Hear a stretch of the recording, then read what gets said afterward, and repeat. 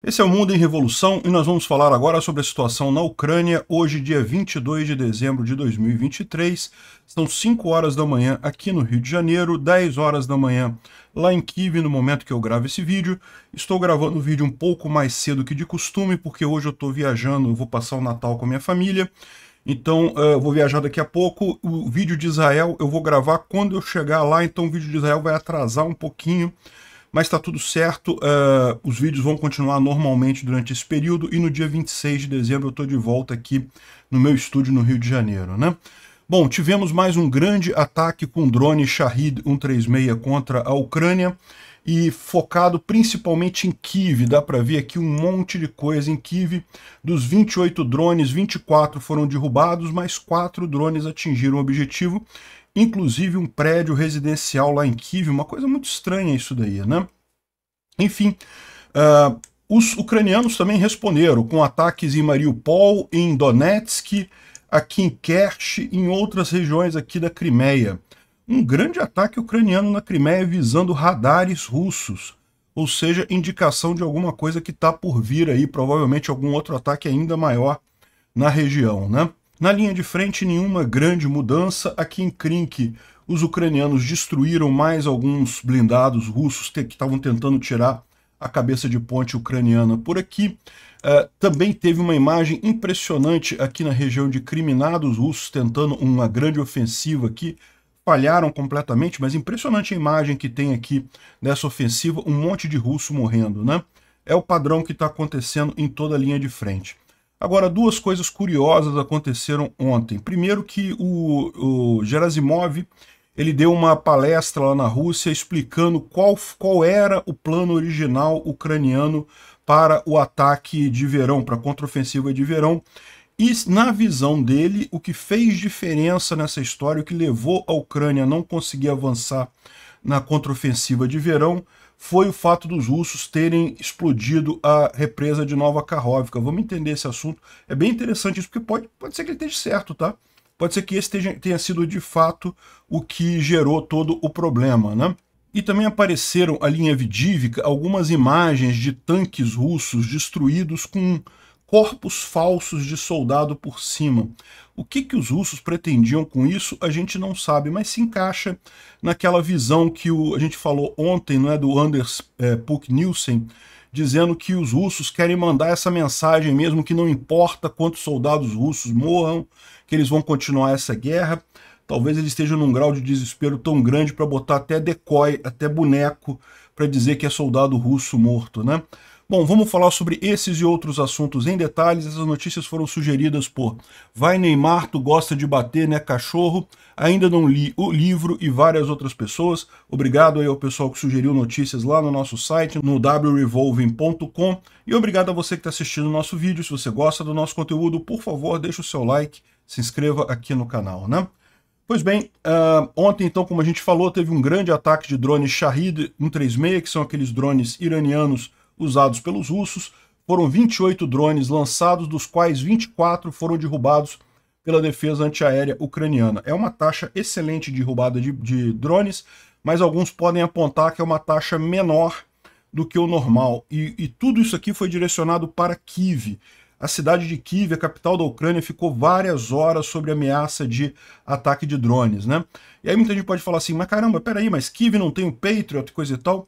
Mas é aquilo que eu falo para vocês, o Patriot não é para ser usado com um drone Shahed 136. O míssil do Patriot é muito caro para isso. O drone Shahed, ele tem outras soluções, como o Gepard, coisa e tal, que derruba a maior parte deles, mas não derruba 100%, né? E aí, dependendo de como é a configuração, como é o alcance dos drones, no final 4 drones conseguiram atingir objetivos lá em Kiev, né? Infelizmente, muitos estragos. Um prédio alto lá em Kiev, tá vendo? Pegou fogo aqui na cobertura do prédio. Tem imagens aqui, ó, do apartamento atingido. Realmente muito triste o que aconteceu ali. De novo, um ataque a civis que não tem, né, nada a ver.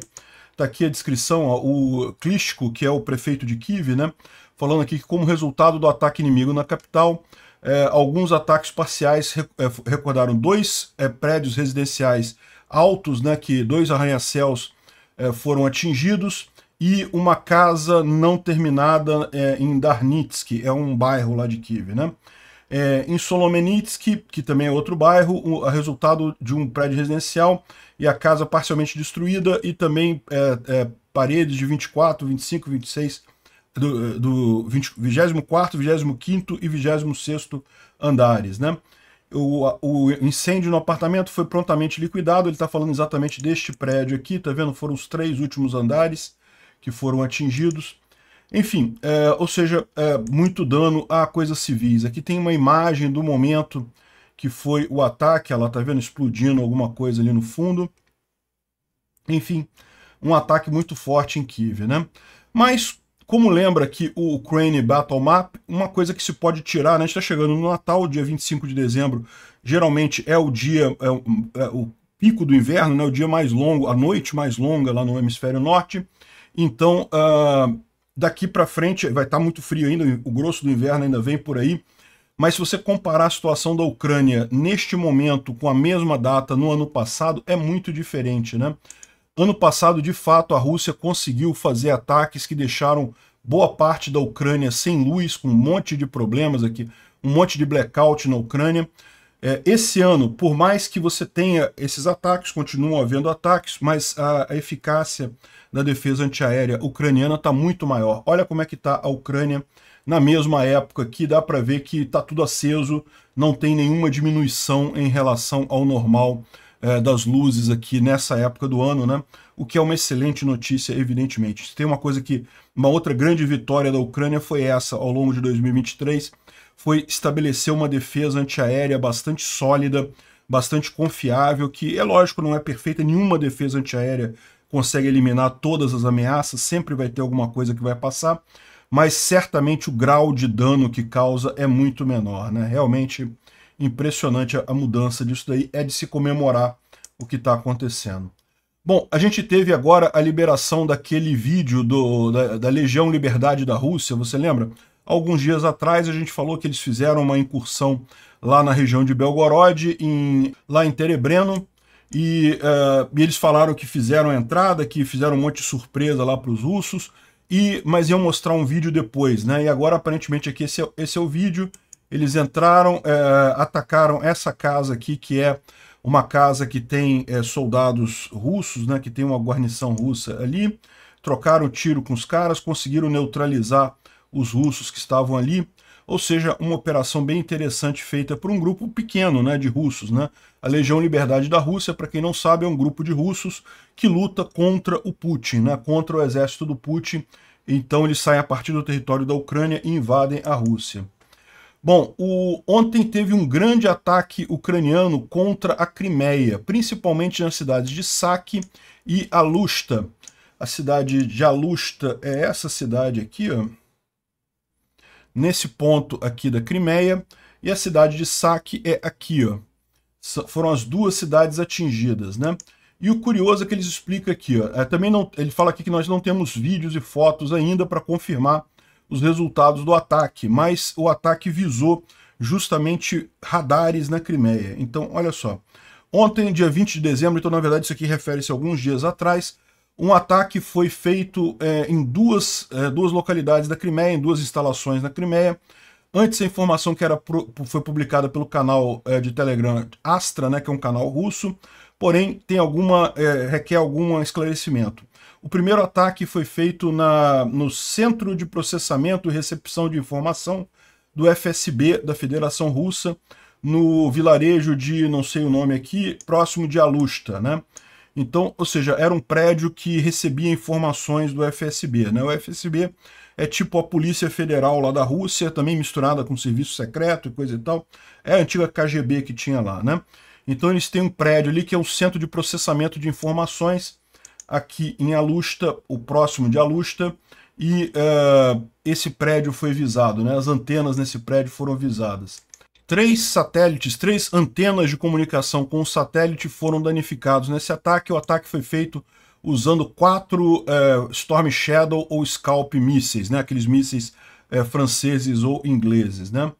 E não foi drones como havia dito a Astra. O segundo ataque foi feito no 40º Comando Separado, coisa e tal, uma unidade das Forças Aeroespaciais Russas ali, no vilarejo tal, perto da cidade de Saki. Então foi o outro ataque, foi do outro lado aqui, nessa região aqui, perto de Saki, aqui, também na Crimeia, né? O ataque foi feito usando 2 mísseis, também Storm Shadow Scalp, então um total de 6 mísseis para os dois lugares. Um dos mísseis não atingiu o alvo, foi o único que foi derrubado pelas defesas antiaéreas russas.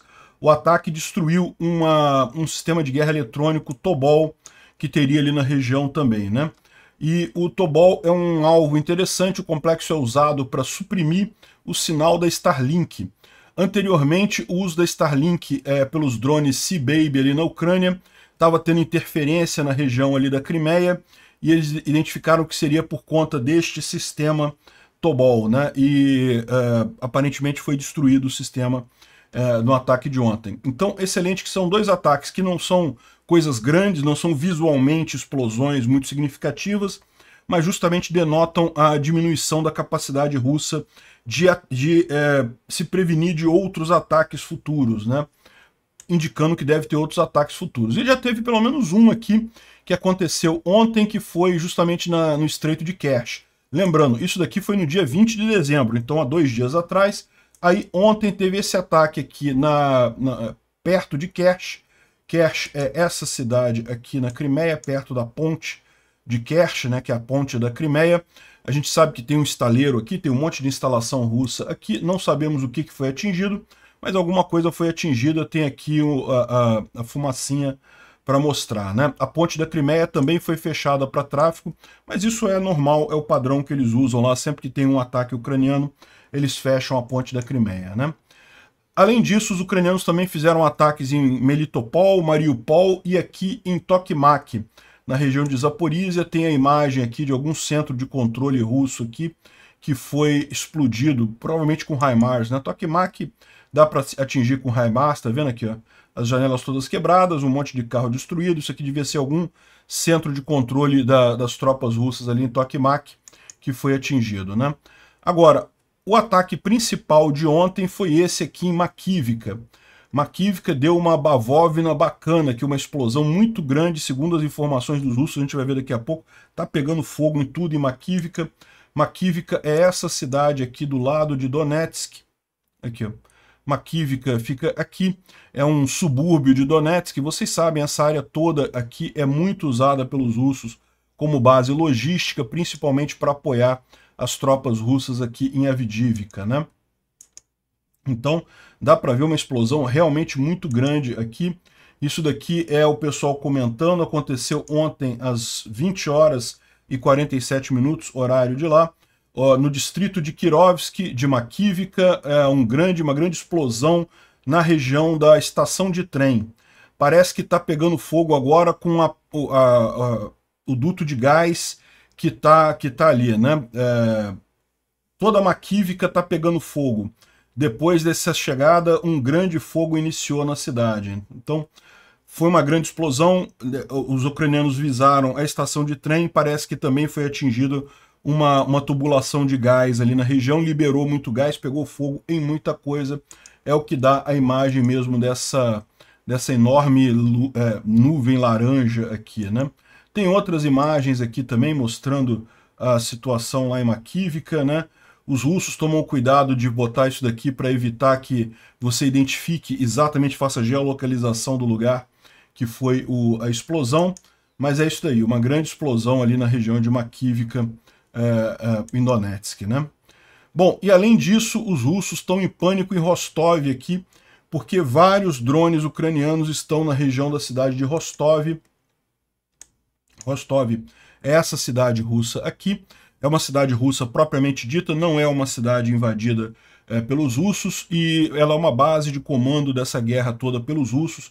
Então os ucranianos de vez em quando fazem alguns ataques aqui, e hoje pela manhã, hoje dia 22 pela manhã, está havendo lá vários ataques com drones lá em Rostov. Não temos ainda o resultado desses ataques, só o pavor dos russos lá com esses drones grandes, que aqui estão dizendo aqui que são drones desconhecidos, mas é lógico que o cara está de sacanagem, são drones ucranianos, a gente sabe até pelo formato dele, né?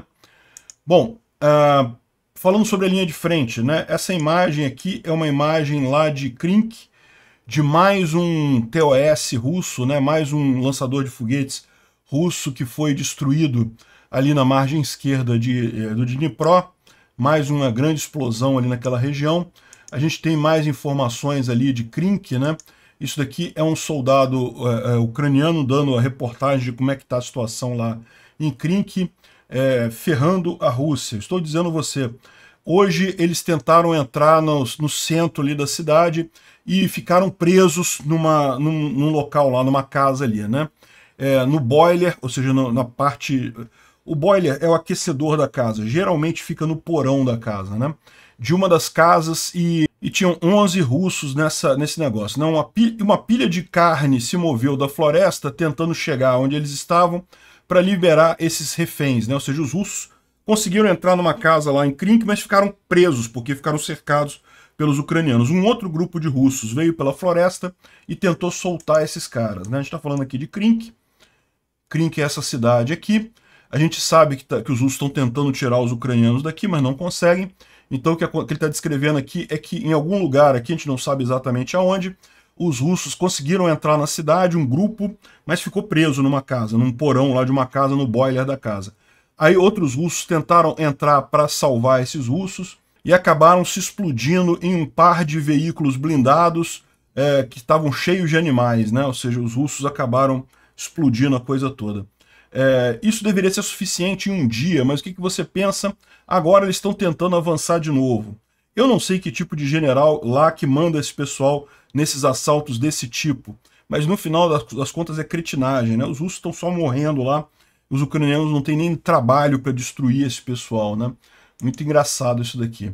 Essa daqui é a visão em Novomikhailovka, né? O pessoal dizendo que está muito difícil a situação ali, mas as forças ucranianas estão segurando essa linha de frente ali em Novomikhailovka. Isso aqui é um soldado ucraniano, justamente dizendo que a situação está complicada e coisa e tal.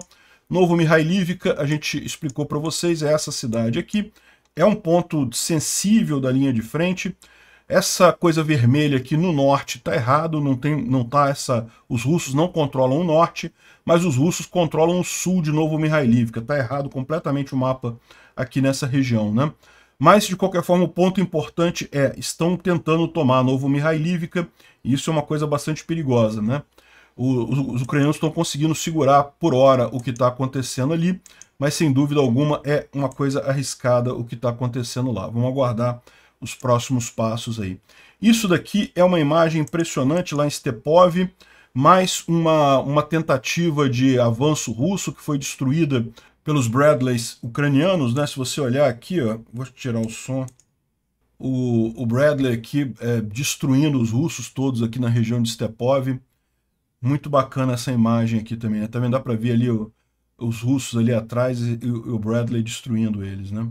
Em Avdiivka não teve nenhum avanço russo ali, tem também umas imagens que o pessoal fez lá da situação lá em Avdiivka, um monte de tanque russo destruído aqui no meio do gelo. Imagina como tá frio isso aqui, meu amigo. Olha só. Tudo congelado por lá, os tanques russos todos destruídos. A verdade é que a linha Avdiivka, os russos até diminuíram um pouco o ímpeto. Parece que desistiram mesmo de tentar tomar Avdiivka, não estão conseguindo. Quer dizer, não pararam, tá? Não desistiram totalmente. Só diminuíram um pouco o ímpeto. Agora, um outro lugar preocupante é aqui em Bakhmut, né? Aqui em Bakhmut, o Military Lab mostra esse mapa aqui, dizendo que os russos avançaram um pouquinho aqui na linha de trem, atravessaram a linha de trem nesse ponto aqui em Bakhmut. Em compensação, os ucranianos também atravessaram a linha de trem e avançaram até essa outra estrada aqui mais adiante, esse outro sistema de trincheiras que tem aqui, né? Aparentemente aqui os ucranianos avançaram mais, mas a verdade nesse mapa aqui é o seguinte, nem isso daqui importa, nem isso daqui importa. O que é perigoso é isso daqui, ó. Esse avanço que ele está descrevendo aqui é o avanço que a gente já tinha falado alguns dias atrás, que é o mais arriscado de todos. Porque se os russos, de fato, tomam esse sistema de trincheiras aqui na região mais elevada ao norte de Klishivka, os ucranianos vão perder Klishivka. Vão perder Klishivka mesmo. Então, o que ele está dizendo aqui, ó, durante os últimos dias, os russos também empurraram ali nas colinas a noroeste de Klishivka e capturaram parte do sistema de trincheira. Mas a guerra ainda está acontecendo na área, ou seja, isso aqui, segundo ele, não está consolidado. Os russos não tomaram ainda a trincheira, ainda está havendo briga ali, né? Espero que sim, porque você pode ter certeza, se os russos tomarem essas trincheiras aqui nessa região, Klishchiivka já era. Os ucranianos vão ter que abandonar Klishchiivka, né? E isso daqui é uma outra imagem impressionante de um ataque russo na região de Kriminá. Olha a quantidade de russo andando aqui, correndo e sendo destruído. Tá vendo aqui esse monte de pontinho aqui, ó? Olha só, os russos vindo... Esse aqui é o famoso ataque de carne, né? Você já viu um monte caindo por sniper, por tiro de distância. Aí quando eles começam a avançar um pouquinho, os ucranianos começam a usar munição cluster e daí destroem todos eles. Alguns poucos que chegam ali em alguma posição que dá alguma defesa, depois vem ali a artilharia e acaba de resolver o problema. Aqui, ó, alguns conseguiram chegar aqui numa linha de árvore, mais munição cluster. Ou seja, falhou completamente esse ataque aqui, mas a imagem do pessoal andando ali realmente é impressionante. Depois também tem blindados também. Foi a artilharia e foram blindados, os blindados também destruídos ali na região. A gente está falando aqui da região de Kriminá, que é mais ao norte, aqui nessa região aqui, ó, Kriminá. Os russos tentaram avançar daquele jeito lá, não conseguiram avançar também, né? Ficaram pelo caminho. Mas impressionante a imagem. O Instituto para o Estudo da Guerra fala aqui algumas notícias sobre o discurso do Putin, que não quer dizer muita coisa, mas um negócio preocupante que eles colocam aqui, ó, o Instituto para o Estudo da Guerra diz que o colapso da ajuda ocidental para a Ucrânia levaria a um eventual colapso da habilidade da ucraniana de manter as tropas russas militares nas posições atuais, né? Ou seja, o que você tem hoje é um stalemate não estável, porque se não tiver apoio ocidental para a Ucrânia, os russos avançam ali na Ucrânia, né? Isso daqui, evidentemente, eles estão fazendo parte do esforço do pessoal para convencer os americanos a aprovarem o pacote de armas, a aprovarem a ajuda à Ucrânia, né? Realmente, é o que é necessário, é mostrar que tem essa dificuldade. Essa ideia de stalemate é a pior situação possível para a Ucrânia. O John Kirby está falando que a Casa Branca diz que as forças russas podem ser capazes de fazer operações maiores quando as condições de inverno se tornarem mais simples para forças mecanizadas, né? Então, eles temem que os russos, agora no inverno, façam contraofensivas ainda maiores, daí a urgência de aprovar ajuda para a Ucrânia, né? Enfim, essa é o que eles falam aqui. Eu, sinceramente, discordo, mas eu entendo que eles estão falando isso no intuito de agilizar essa ajuda para a Ucrânia, né? Bom, uma curiosidade aqui, que meio que a gente já imaginava que seria isso, né? Mas segundo está dizendo aqui o Anton Gerashenko, o Prigozhin, a morte do Prigozhin, o assassinato do Prigozhin, foi organizado pelo Nikolai Patrushev, o secretário de segurança do Conselho de Segurança da Rússia, né? Segundo eles estão dizendo aqui, havia uma briga com relação o Patrushev sempre aconselhou o Putin contra o Prigozhin, achava que o Prigozhin era muito perigoso, que era um fio desencapado, que podia dar merda, e de fato, quando estourou a rebelião do Prigozhin, o Patrushev que cuidou da coisa toda, segundo estão dizendo aqui, desde conseguir convencer o Lukashenko a entrar na parada, convencer o Prigozhin em alguma coisa, e no final matar o Prigozhin, né? Que a gente já viu que foi morte mesmo, foi a execução, a explosão do avião do Prigozhin. Enfim, isso daí que a gente já imaginava que seria alguma coisa desse tipo, só o que eles estão dizendo aqui é que não foi o Putin que fez isso, foi o Patrushev. O Putin só autorizou ele, né? Bom, o Toronto Sun, que é o jornal do Canadá, que ontem publicou uma charge absurda do Zelensky, pediu desculpas pela charge, mas enfim, um absurdo, continua sendo um absurdo do mesmo jeito, né? Agora, isso aqui é uma coisa muito interessante. O chefe do Estado-Maior russo, né, o Gerasimov, ele estava falando sobre a contraofensiva ucraniana. Kiev planejava cercar Melitopol durante o contra-ataque, então avançar até a área do Mar de Azov, Mariupol e a fronteira com a Crimeia, né? Ele mostrou esse mapa aqui, ó, que seria um mapa... Então repara, esse mapa aqui é um mapa que os russos estão dizendo que seria a contraofensiva ucraniana. É lógico, a gente não tem como saber até onde eles sabiam realmente o que estava acontecendo, né? Deixa eu tirar minha cabeça daqui, porque está escondendo uma coisa importante aqui. Ou seja, aqui é Orihiv e aqui é Kherson. E qual que é a grande coisa que eles falam aqui? É que Orihiv, os ucranianos começaram a ofensiva aqui em Orihiv, mas o objetivo deles era dar um golpe muito forte aqui em Kherson, atravessar o rio de Dnipro, e isso ia forçar os russos a dividir a defesa entre a área de Orihiv e Kherson, e com isso eles conseguiriam avançar aqui em Orihiv. Ou seja, por que deu errado essa contraofensiva ucraniana? Na visão, segundo eles estão mostrando aqui, foi justamente porque, quando começou o ataque aqui em Orihiv, os russos explodiram a represa de Nova Kakhovka, o reservatório de Nova Kakhovka, e aí durante muitos meses, né, ficou isso aqui tudo alagado e coisa e tal, e a gente falou que depois ia permitir a passagem e coisa e tal, mas a verdade é que no período crucial, que era para pegar os russos de surpresa, que era para estar distraindo eles aqui e entrar por aqui para fazer a surpresa, os ucranianos não puderam fazer porque justamente o rio de Dnipro subiu muito alto, não tinha como fazer a ofensiva aqui nessa região, né? Ou seja, segundo o que ele está dizendo, o entendimento que dá disso daqui é que o que livrou os russos da contraofensiva ucraniana foi a explosão da represa de Nova Kakhovka, né? Eu não sei se é verdade, não sei se isso aqui é o plano ucraniano mesmo. Tá faltando aqui a parte de Velika Novosilka, mas você pode entender também que a parte de Velika Novosilka foi uma tentativa dos ucranianos de adaptar esse plano aqui, de distrair os russos dessa região, fazendo um outro ataque aqui. Você pode entender dessa forma, mas aqui certamente seria muito mais eficiente, porque pegaria os russos muito mais de surpresa. Não sei se esse daqui era o plano real ucraniano. De qualquer forma, a gente sabe que falhou a contraofensiva ucraniana. Eu acho ainda que foi muito mais pela falta do F-16 do que qualquer coisa, mas sem dúvida alguma a explosão de Nova Kakhovka foi um fator aí, crucial para os ucranianos não conseguirem avançar, né? Tudo bem, não tem mais novas Kakhovkas para eles explodirem, então não vão ter essa oportunidade de usar esse truque novamente, né? Isso daqui é uma outra coisa extremamente curiosa, né? Os russos, isso aqui foi encontrado ali perto de Avdiivka, é um tanque russo com... Isso aqui são bonecos, tá vendo? Não são soldados de verdade, é como se fossem corpos aqui jogados em cima. Tem várias imagens dessa ali próximo de Avdiivka, vários blindados abandonados com supostos corpos russos ali, mas que na verdade não são corpos russos.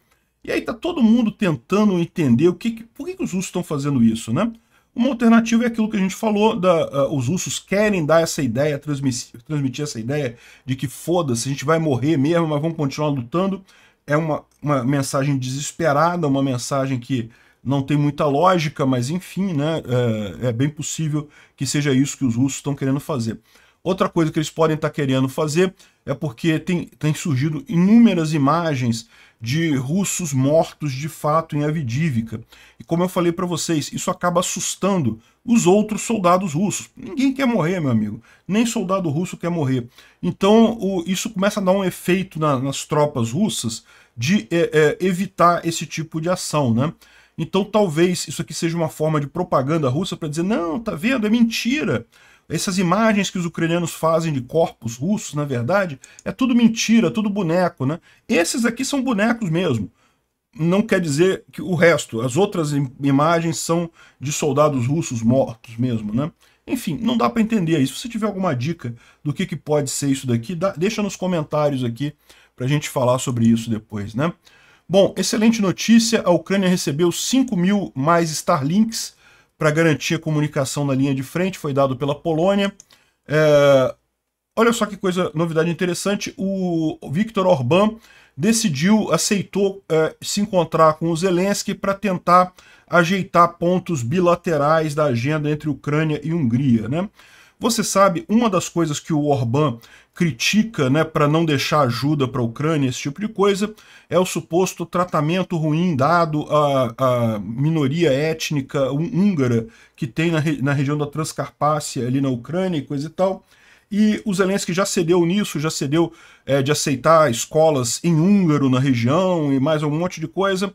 mas de repente eles vão conversar para chegar no meio termo. E olha só que curioso, o Orbán disse que a União Europeia pode contornar o veto da Hungria simplesmente votando de novo na alocação de 5 bilhões de euros.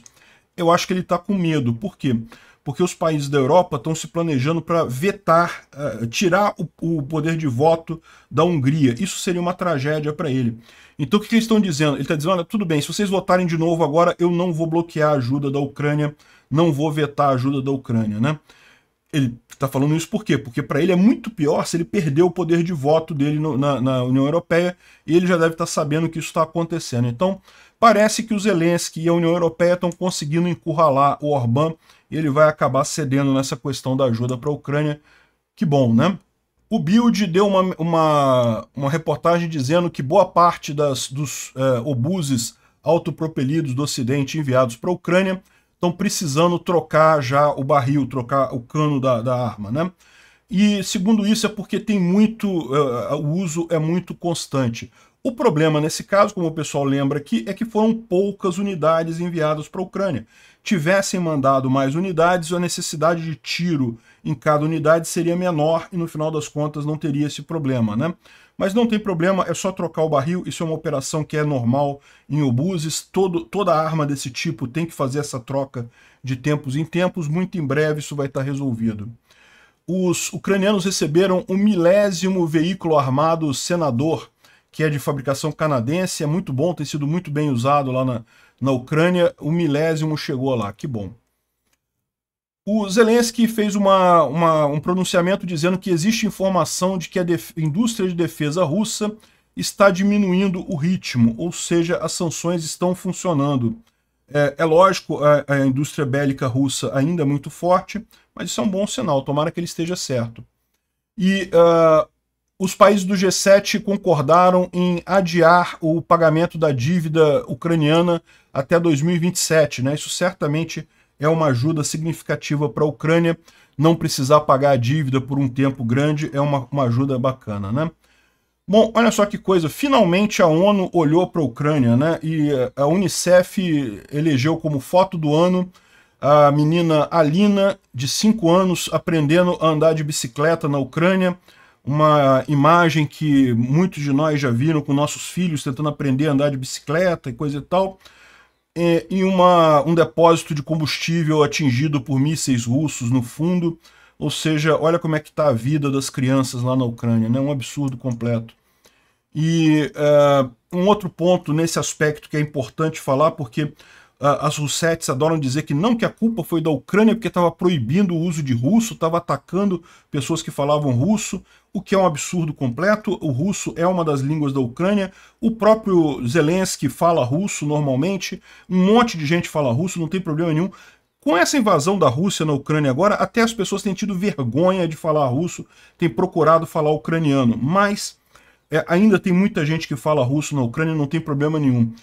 Um fato que o Volodymyr Tretiak traz aqui é que o número de escolas em russo na região de Donbás que estavam no controle da Ucrânia entre 2014 e 2022, todas elas continuaram funcionando. Ou seja, a parte do Donbás, que é controlada pela Ucrânia, mesmo com a invasão russa ali da região do Donbás, todas as escolas que eram russas continuaram ensinando russo. Agora, o número de escolas que falavam ucraniano na região de Donetsk, que foi ocupada pela Rússia, todas elas foram fechadas pelos russos. Os russos, sim, proíbem outras línguas. Os russos, como todo esquerdista, acusam os outros do que eles fazem, né? Um absurdo isso daqui. Obrigado por assistir o vídeo até o final. Se gostou do conteúdo, não esqueça de deixar o seu like, isso ajuda o canal a crescer e a chegar para mais gente. Se não gostou, deixe o dislike e explique nos comentários como podemos melhorar. Comente também sugestões de temas que podemos trazer por aqui. Comentários insultuosos ou defendendo ditaduras e criminosos de guerra serão sumariamente bloqueados. Agradeço a compreensão. Se ainda não é inscrito no canal, considere se inscrever clicando no botão inscrever-se abaixo e marcando a campainha para todos os avisos. Se quiser ajudar o canal, veja no nosso site como você pode fazer isso.